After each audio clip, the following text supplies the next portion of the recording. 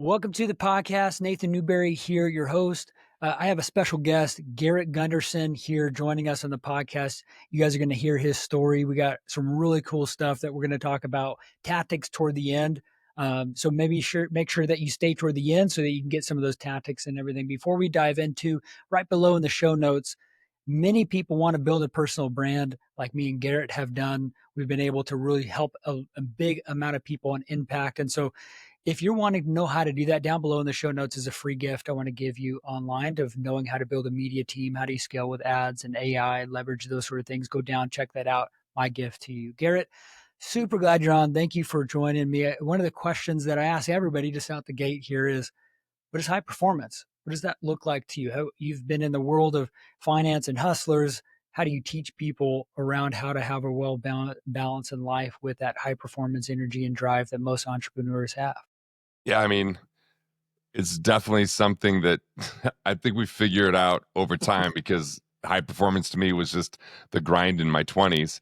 And now, I mean, especially you just mentioned AI, like high performance is utilizing and leveraging tools that help you to be more productive and even how you grow people around you so you be more productive. So, like, if I want to have high performance, I'm always paying for someone to support me, right? Whether that's in my health, whether that's in my writing, whether that's in my speaking. I'm always looking for accountability so that I could get things done at a higher level and clarity. So if I'm not clear about what I want, then I guess there's no way to really have that happen. And I find like a lot of people know what they don't want, not necessarily what they do want. And so I like to have like 5 clear objectives. I like to have a really big vision. And even like in my marriage, I have a vision of being a premier romantic and an extraordinary husband. So that vision informs how I could be, at the highest level there. So vision, delegation, collaboration, these are all categories. If someone's just trying to do everything on their own, they're going to just like diminish. When I had some partners that died in a plane crash way back in the day, and I just tried to like relentlessly work to replace and do everything I could without them there, and eventually just hit to a point where there was diminishing returns. I was exhausted. I had nothing left to give. And so no matter how much effort someone gives, like it's really about making sure that you have good energy, you have the right life design, that you're investing in yourself, that you're taking care of your health. Like these are the things that are just so important when it comes to high performance, because if we don't have depth, which is really like being present, and harmony, which is being intentional, then what we're going to find is it's really hard to stay in that flow, and then we get stuck in this place of force, which is never high performance. It's always like it's temporary. Right. So give the audience a little more context about your story and how you help serve people, because you're an author, you're a speaker, you've been in the industry, in the information space for a long time, educating thousands of people. Like, give some more context around what you're working on right now, and what you do to serve people. We're really good at helping people keep a lot more of what they make, without having to cut back, and improve their cash flow and get financially independent where they have recurring revenue from assets to cover their expenses so they could swing for the fences in their vision. So we help them get their financial house in order, focus on growing their income, and then being able to keep more of what they make by saving on tax or interest or non-performing investment fees or inefficient insurance design. And then the most important thing is for them to grow themselves, like enjoy the quality of life along the way. So I have a program called Multiplier that's for entrepreneurs. I teach every single week on one of those topics, and then we have one-on-one support to help them get their taxes in order, or to help them analyze where they're at on that, or set up the right corporate structures, or restructure loans so that they can be more efficient. Like it's all things financial. I want you to bring us back to the beginning of this origin story. I know you think in math. Was this always the beginning of, like, were you one of those like smart kids in school where it's like you thought in numbers, and now you help people with it? Like, to bring us back to the beginning of the early days of your business leading up to the success that you have now. Well, I wanted to get good grades when I was in school so people didn't think I was dumb. I was just really worried. Like when I was in kindergarten, I didn't do an assignment once, which was memorize my address to get this art project back. And because I didn't memorize my address, the teacher threw it away. And so as a little kid, I thought, man, I'm stupid. And so I just really worked hard to prove that I wasn't stupid. whether that was Yeah. reading, whether that was getting tutored, whether that was getting good grades. And then my life really changed in a big way when I was 15 because I started my first business and I was detailing cars, cleaning them, washing them, waxing them. And I entered this business competition and I'd only made $700 of net income in my business, but I won $500 for taking third place for the Rural Young Entrepreneur of the Year. Well, the next year I took first place and I won for the, Small Business Administration 30 and under Young Entrepreneur of the Year, and I won the state entrepreneurship competition, which came with $5,000. And I thought, man, I want to invest this 5,000. I grew up in a small coal mining town. It seemed like a ton of money to me. But being a teenager, I had to have someone sign off as a custodian, which my mom wasn't really wanting me to go invest the money because she knew I didn't know what the hell I was doing. And but that was the beginning. That really got me fascinated with money and like how it works and how investments worked and how you could grow wealth and what wealth was and it was like just this adventure to me. And I just could read something on finance and really remember it. And like almost like, 10 years later, I could still remember what I had read 10 years before. But there's other things when I read, I don't know what the hell it's talking about. And I'm confused. Like I've read books to try to help our son get really healthy. And it's written by some doctor. And I'm like, dude, I had to read like over and over. It's all case studies, it's all details. It's, I have to look up what it's talking about half the time. But for whatever reason, money and math just made sense. It was a lot Mhm. easier for me. I think finding those strengths are really good. The fact that you found that pretty early is pretty awesome. Most of entrepreneurship journey is like a roller coaster and, ebbs and flows, and they fail more often than they succeed. And then when they hit it, it's like the what they call, which is like overnight success. And you're like, no, I've been grinding for decades and, and failures and stuff. Talk about like some of the beginning stages of this entrepreneurship journey that you had to deal with partnerships or understanding profitability. And were you married at that hustle or was it later? Like, how did you end up going about that success, being able to deal with all those components of life? I started in finance June of 1998, and I was 19 years old, going to turn 20 in August that year. So I just was basically going to these events and realizing all they were teaching us was sales, like not really anything about tactics or the economy or all this kind of stuff. And they almost didn't need to because in 98, 99, the market was just going up. And so I was just putting people into mutual funds and selling them these risky insurance structures because they were all fueled by the stock market. And then the year 2000 hit, the market starts going down. And I'm like, wait, like it doesn't just always go up, you know? And that's when my real education began. That's when my journey really began because I had this professor at that time that managed $5 billion in municipal bond funds. He had he had retired at age 53 from that and became a professor. So he donated $250,000 to our class, and we were to invest that money in 5 different groups. And if we beat the benchmark, we got an A. If we didn't, it was kind of like a curve, like the second best group got a B, a C, or whatever if they didn't beat their whatever they were benchmarking against. So that was like this insight. And then I was like, look, I'm just going to travel somewhere every month because I was young and I could leverage my young age to be able to be in rooms that I wouldn't be able to get into later on, being that I had no wealth, but people love to pay it forward. So I had a little red memo pad and I would just go in and ask a ton of questions. And every single month flew somewhere, met with really bright financial minds, saw what a family office was, went to these advanced trainings. And I was just so excited about all that because I wasn't married at the time, so that was helpful because I got married at age 23. And at that point, it was weird because we went from I was like this really romantic boyfriend and fiance, and then as soon as we got married, I kind of became a miser because now all of a sudden it was my Yeah, yeah. responsibility to provide for us. And so I bought a townhome when I was 19 years old and rented it out to college roommates. And now when I was getting married, I was making 6 figures, which back then was something. And yet I was getting us to move into this really crappy apartment so that we could just save and scrimp and defer. And it was like I was so obsessed with savings that I didn't know the rules of prosperity at that point. And so that Mhm. first year was a little bit tough on my wife because she had to help me get over my miserly ways and not just save every dollar that we earned. And the thing is, it's not like you shrink your way to wealth. You can't really save yourself rich anyway. Even if I would have become a millionaire using that methodology, I would have never enjoyed the money. It would have just been stuck in a Right. bank account because the mindset was one of scarcity. But the nice thing is I learned about financial structures. I learned about taxes. I learned about all these things over those couple of years. It was 26 straight months flying somewhere to learn. And that gave me a really good foundation. And I didn't have a lot of pressure on how to produce because we lived in this little apartment. But at the same time, it wasn't until that I realized I was in scarcity and a miser that I really had this breakthrough and started to produce at a whole different level and have a much richer relationship with my wife.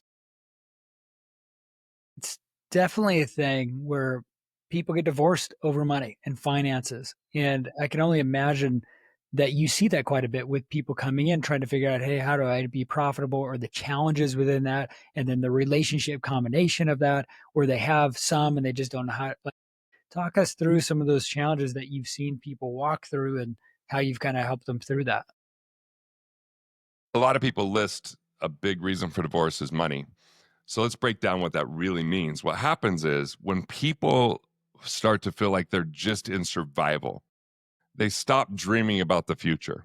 They Mm, start fighting about the stress of what's going on and wishing their life was different. And so maybe when they're young and maybe when they're dating and before there was money issues, it's like, oh, here's what this life that we're going to build. Now all of a sudden it's all about fighting over, every last expense. And so the lack of dreaming of the future, lack of excitement of the future is what's really destroying the marriage even more than money. The money is just one small piece and culprit yeah. that is robbing them of their dreams because maybe they didn't have financial intelligence, or maybe they got swindled, or maybe they got in over their head and got over leveraged. I mean, there's a number of things that can happen.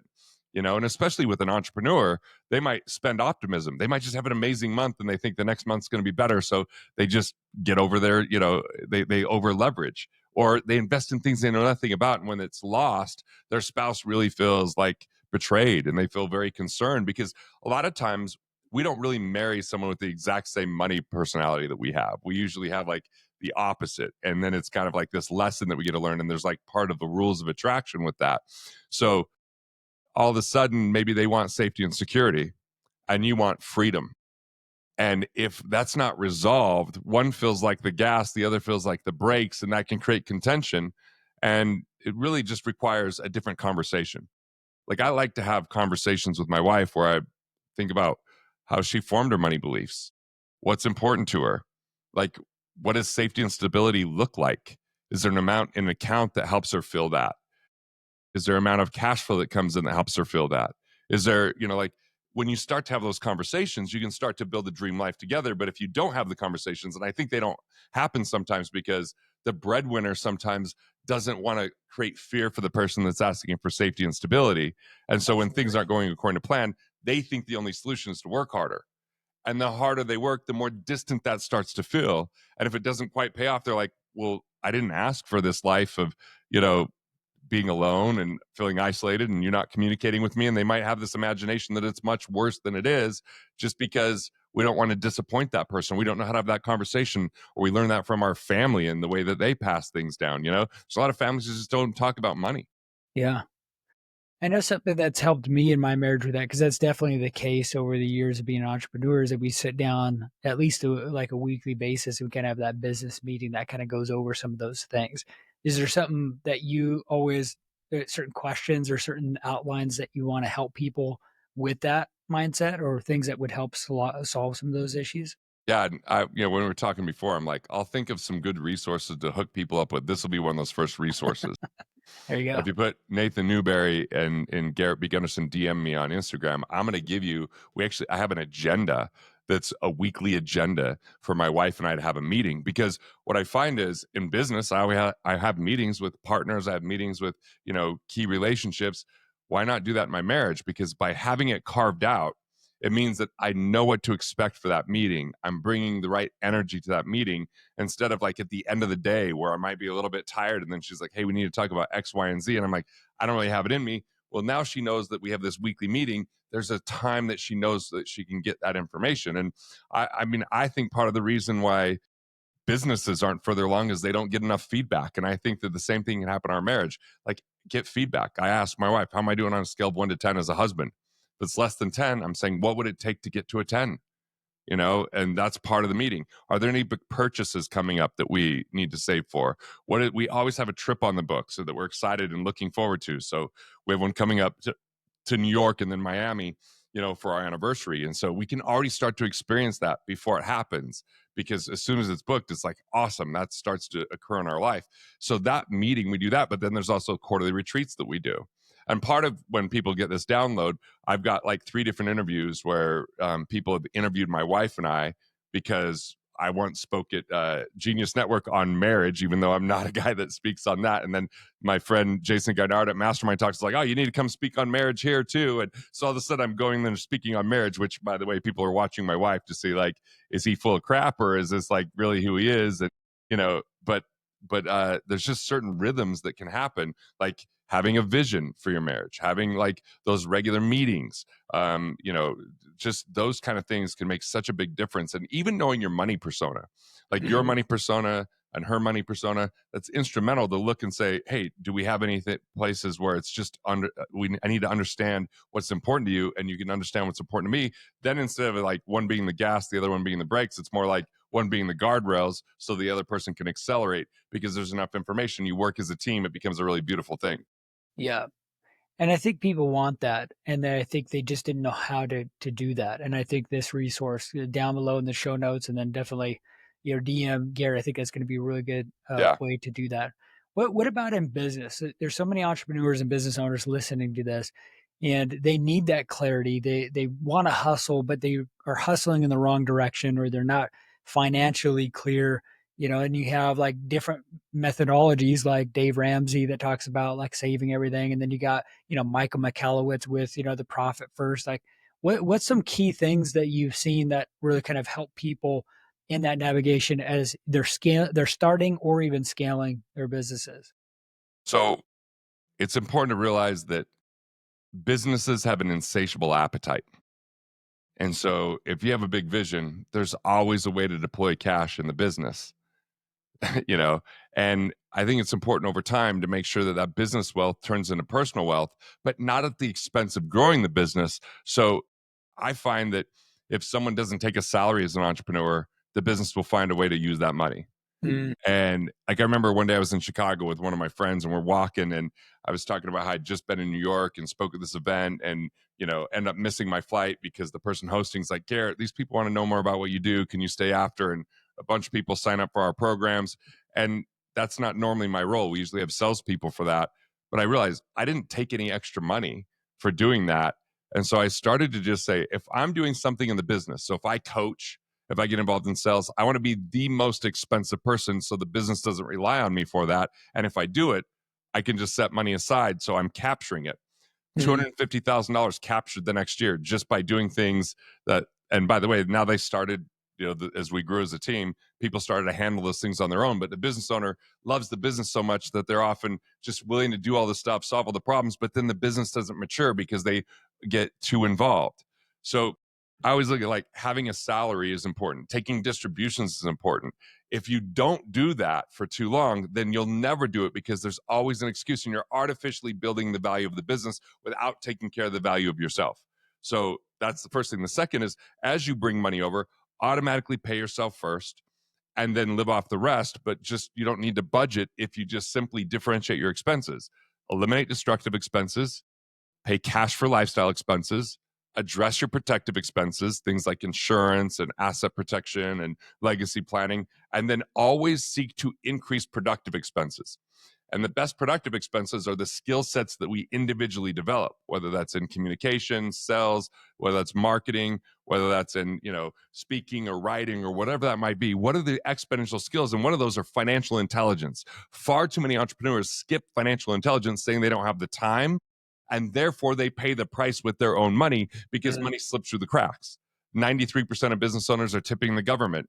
Almost all of them, if they have any loans, they did not have negotiated the best interest rates because they don't either have the right credit score, the right cash flow reporting, the right connections, or even the right collateral that could reduce that. Or they have non-performing fees inside of their investments that are confiscating wealth, and they don't think it's a big deal, but it's a huge deal, because if someone's only getting 8% instead of 10%, that could be like, in 10 years, the difference between having 200 grand on the account or $1 million with that account. Oh, but it was only 2%, but it's compounded, right? So that's important. And even making sure we've transferred risk, because we're all in store for financial surprises. It's just that 90+% of the time, it doesn't have to derail or destroy us if we address our protective expenses. So you pay yourself first, and then you just once a week or once every other week say, is there destructive expenses to eliminate? Are there, lifestyle ones that I'm paying cash for that are worth it? Should I go more in on those? What are the protective ones? So I've addressed that. And then fourth, the productive ones. Where should I actually increase instead of decrease? Because most people in budgetary mindsets think it's all about elimination, but you don't shrink your way to wealth. Wealth is a game of expansion, of value creation, of solving problems and serving others, right? So that was a pretty long answer, but I the love it. reality is, we've got to be more intelligent with our money. Uh, I've heard Alex Ramosi talk about it's like when he started looking at his finances each day, he got more clarity on like how to grow it. And I try to multiply that too with, things that I think about, or even when I have my team help me with it, I look at the two leading lagging indicators, which is like, you know, uh, how many leads do I have? And then as well as, what's the revenue that we're making, what's the expenses, right? So what are some things that you've seen people that made the mental shift or the clarity of it? Is it just reviewing it? Is it examining? Is it how often? What's kind of the way that you really kind of approach the people that have success? Where the habits that they build around the healthy view of money and the exponential growth of it? Yeah, I mean, when there's no awareness, there's no chance for change. And there's a lot of money blocks and money blind spots. So, one of the simple things I start with for most people is a financial health assessment. We go through everything from their car insurance, homeowners, liability, disability, medical, life, their wills, their trusts, their liquidity. So we start with that safety and security. Then it's the money and investing, everything from their credit score to their taxes to their corporate structure to where they invest to what the fees are to how they protect the downside. Once they have that awareness, they can now make shifts and say, well, where am I not set? And what are the priorities to get set? And so you don't have to know all these things, but you do have to have a team that can support you so that you're in the driver's seat and understanding what you're doing. Far too many people relegate instead of delegate. Relegate is they hand it off and they ignore it and hope for the best. Right. Delegate is like, hey, yeah, I want to have an understanding of what I'm doing and I want to have a strategy and I want to be part of that strategy, but I'm okay with you implementing it in your area of expertise. And so a lot of the problem that people have is they have a broken team, just not enough of a team. We need something that's cohesive, that's connected, that's comprehensive. And then what happens if you have those people? You've got to build a plan. So it begins with perspective. If someone's in scarcity, no amount of luck or saving or discipline will save them. They're going to find a way to destroy that wealth. The second thing is if your perspective is abundant, then it's about purpose. Where are you going to invest or where are you not going to invest? I call this investor DNA. Figure out your values, your competencies, and what drives you, what you're interested in, and then focus on growing your investments there. Become a better investor. So narrow and get really focused and then eliminate all the distractions. Most opportunities are actually distractions disguised as opportunities. So if you know your investor DNA, you become a better investor. That's get more clear with your purpose. Then you build your financial plan. And that financial plan is when you have that financial health assessment, having awareness, then it's about having the right professionals to implement that plan. And then finally, products last. Most people just have products that they then buy through a professional, or they have a professional that sells them a product. And if they don't have a plan, someone else will sell them a plan. If they don't have a purpose, like part of the purpose I always look at is I want people to be financially fit. I want them to have a financial foundation. I want them to be financially independent, cash flow from assets to cover their expenses. And when that recurring revenue comes in, they can swing for the fences in everything they do. And then financially free, that's a state of mind or a state of being or perspective where they put value first, where money's not the primary reason or excuse they would do or not do something. So independent, fit, and free, when they're in that situation, they're going to be so much more empowered. They're going to have so much more clarity. They're going to have so much more excitement. And here's the key: to design a life you don't want to retire from, to enjoy the process along the way, to start to offload the things that you hate because someone else actually loves to do them. So you do more of the things that you're very best at. And that there's a skill set that you got to find to get there because, when you don't have the money, you might have to put a little bit more effort in. But some people get so addicted to holding on to their money that they never offload that, they never delegate, and they get into a cheapskate mindset. So yeah, they're saving money at the expense of production. right? So we got to focus on value first and price second or third instead of price and price alone. That's so good, man. I hope people caught that. I know you're passionate about it. You're about to get out of your seat. Like you see Yeah. the hole in people's life with their business and their life, and they don't have a plan. They wing it, and they need to get crystal clear on that. I want to kind of shift gears a little bit. You've built a personal brand in this momentum and this focus with this passion that you have online. And I teach a lot about the importance of building a personal brand and how people leverage it. But how did you do it? Like I know you talked about for 2 years you flew around making partnerships. Has that been a big component of your growth, or where did you see kind of the leverage point of being on social media, the leverage on YouTube, and writing books and speaking? What was that path like, and what's been the most helpful? One of the biggest mistakes I made was hiding behind a company. I built a company and I thought, well, I don't want to build my personal brand. I'm going to build the company and that brand. But the thing is, people don't really do business with companies, they do business with people. And so my personal brand is something that will be with me till the day I die. And so hiding behind that kind of cost me. We had hundreds of thousands of people in our database, but that's not public facing, that's very private. So I've had this shift in thinking where I was like, hey, I used to vilify social media. Like, oh, it's so bad for people, and there's death scrolling. Like I watch the documentaries and be like, I don't want my kids on it. And so I took far too long to finally embrace it and say it's here to stay. It's a completely useful tool for people that utilize it right. It can be destructive for others, but why don't I put good into it? Yeah. And I looked at social media as a way that I could add service and value, even if I've never met someone. And it's a way for me to contribute without having to get paid or have a transaction. I could just give. And once I had that shift, I'm now building a media team, a creative director that I just brought on, a video director, a writing director. We have a process manager, and we have someone that captures the video and does a lot of the editing. So I want to really go all in on this. Because if I don't, then I have this content that never impacts as many people. So yeah, we've sold hundreds of thousands of copies of what the Rockefellers do. And that's the thing that's built my brand more than anything is my books. But now when I combine books, which I've been kind of a pro with, have New York Times bestsellers, Wall Street Journal bestsellers, and I've been amateur on video, yet I'm really good on stage. So I'm like, great, I'm going to take my ability from stage. I'm going to take these books and we're going to really go all in on social media to just have so much more reach and reputation, because it's not just what you know, it's who knows you. And when you combine actually adding tremendous value and having more people know you, I just had one of my friends come and speak to my inner circle last week, and he 2.5 years ago he decided to get on Instagram, and now he's at almost 890,000 followers, and now he's like, yeah, I have to turn the things down all the time. People want me on podcasts, they want me on stage. He's like, there's so much more opportunity because I can serve them. And so yeah, personal brand, if you're wondering whether you should go all in on it, if you have a message to share that you really feel connected to and you want to bring that to the world, like I just made the mistake of waiting for far too long, and I'm glad that I'm finally embracing it and moving forward with it, and excited to see what comes of it. Yeah. What's the challenge with right now with building a media team?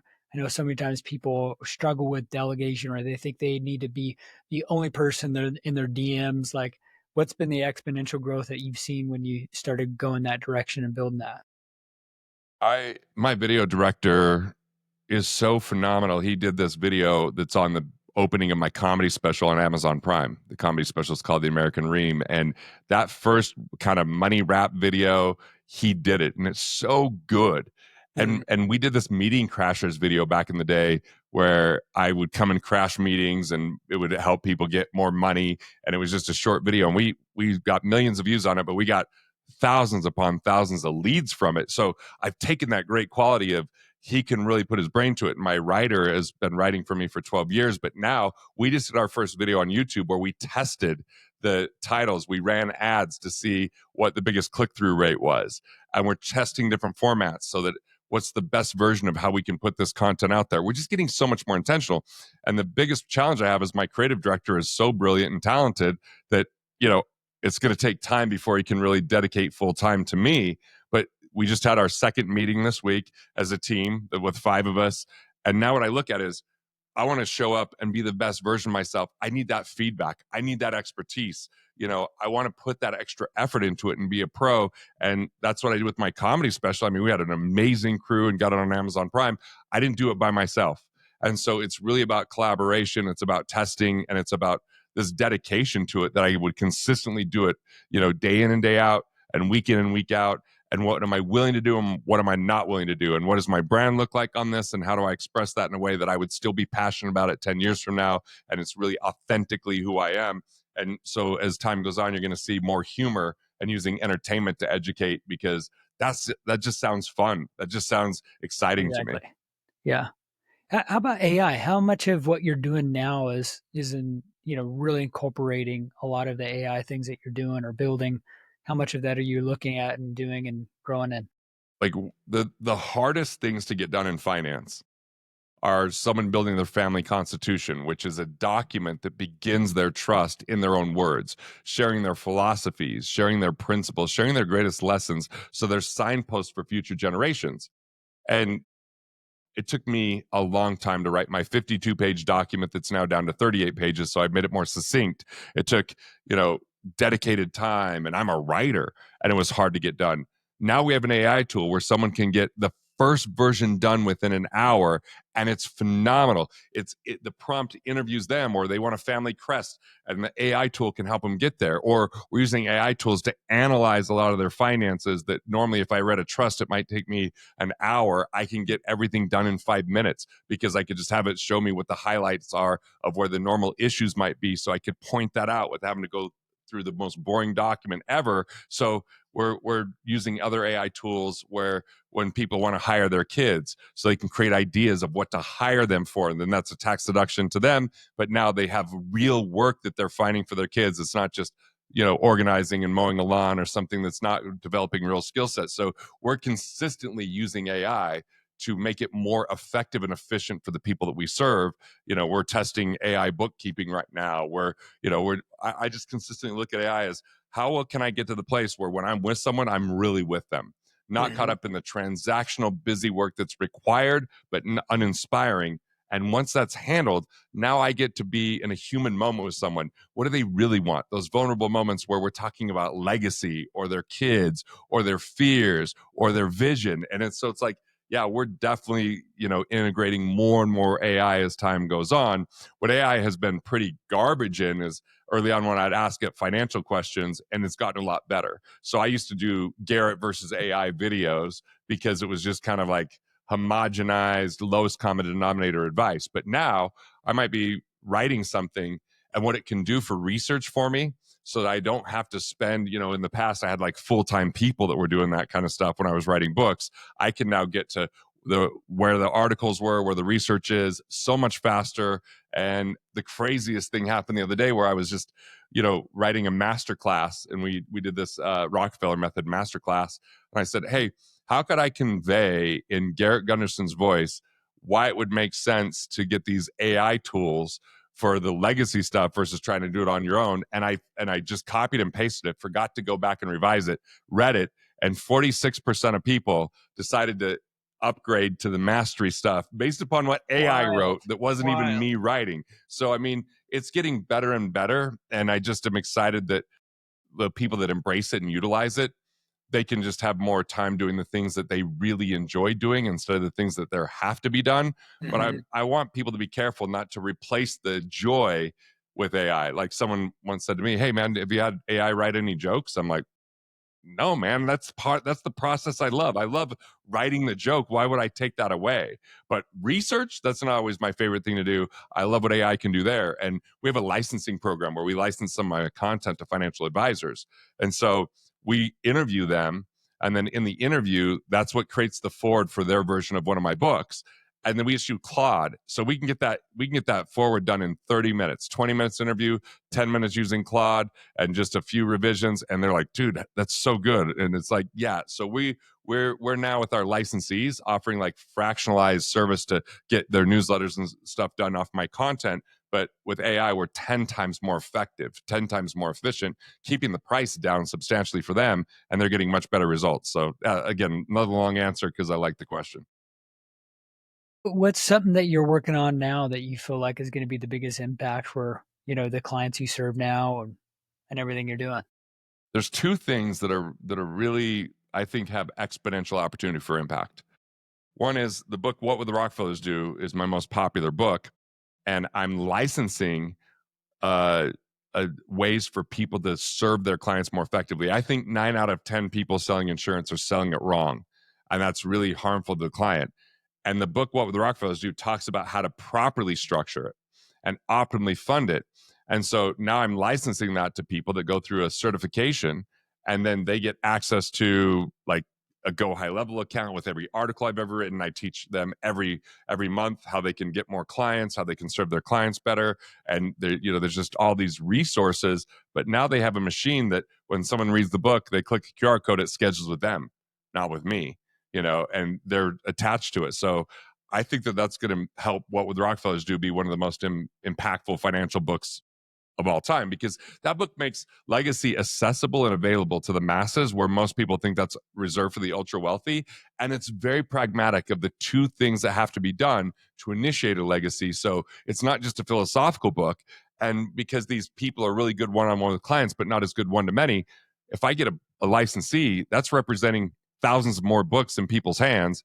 So if I have 250 licensees, this book just becomes so much more widespread. That excites me. And then I have this entrepreneurial community multiplier. I want to have 100,000 people in it before I die and be the most influential financial teacher for entrepreneurs, because it's a different game that entrepreneurs play. And if they understand finance, what they get is permission to succeed, and they don't feel the guilt or shame. They don't have a retirement plan, or that they're not, just all stuck in the stock market. Like, I want to give them the right advice, because it means they're going to save tax, keep more of what they make, invest back into their business, improve their, service and impact that they make, and enjoy their quality of life along the way. Those two things, as you could tell, I'm pretty fired up about. Love that, man. How can people find you and connect with you further? Yeah, so Garrett B. Gunderson on Instagram, or Garrett.live in a browser will take them to my YouTube channel, or it's just Garrett Gunderson TV on YouTube. I'm putting out a video every week that's a little bit longer form there. I'm putting out a couple of daily nuggets on Instagram. I'm pretty new to the, really being intentional with Instagram, but I'm excited about where we're headed with that.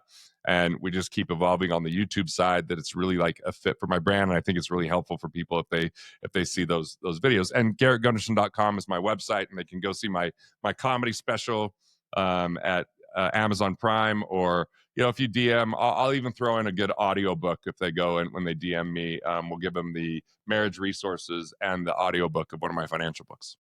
I'll go put those things down in the link. Go connect with him. Garrett's a Awesome. great guy, full of wisdom and some clarity on that. So go check that out.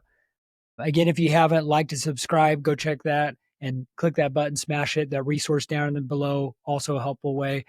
Thanks for tuning in, and we will see you on the next episode.